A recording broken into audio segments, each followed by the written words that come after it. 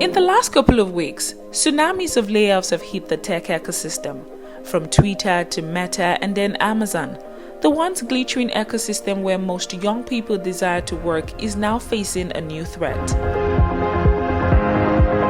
According to Layoff.fyi, a tech startup layoff tracking website, a total of 814 tech companies have laid off 128,865 employees so far in 2022. In October, Snap said it would lay off 20% of its employees after the company reported disappointing earnings for the second quarter. Stripe, the American fintech giant, laid off 14% of its workforce. Twitter, which was newly acquired by Tesla founder Elon Musk, also slashed its employees by almost half, as it laid off 3,700 employees, while Meta laid off 13% of its workforce. Netflix, Microsoft, and Shopify have also laid off hundreds of employees already this year. Here in Nigeria, startups like Nestcoin, an African Web3-based startup, laid off some of its employees after losing a chunk of its assets in the FTX crash. For 54Gene and Kuda Bank, the layoff came as a rude shock because the two were considered tech giants in the Nigerian startup space. Across the continent, the story is not different, the latest being Notify Logistics. The company was founded in 2018 with the aim to subsidize the cost of retail shops for small businesses. Despite raising 45 million Kenya shillings pre-seed funding, the company had to close down due to high operations cost. For cloud commerce, its operation was shut down due to the founders' alleged mismanagement and misappropriation of funds. This came barely a year after securing $765,000 USD in pre-seed funds to build a multi-channel commerce solution for African businesses.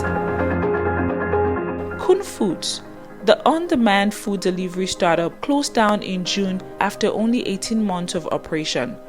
Kun was providing ready-to-eat meals for $3 to his customers, as against other delivery giants who did for $10. Although the company raised $1 million in venture capital money, it still crashed, with the CEO citing that selling at $3 per meal wasn't just enough to sustain the company's growth. For Nigerian startups like Eden Life and Get Equity, who did not join the layoff bandwagon, they have resorted to suspending hiring as well as placing staff on slashed salaries, eventually leading to some staff leaving on their own. So why are tech startups laying off and folding up? One of the many reasons why African startups fail is because the ecosystem is underdeveloped. Businesses have to deal with consumers with low spending power, an unstable policy environment, political instability, epileptic power supply, and inadequate infrastructure.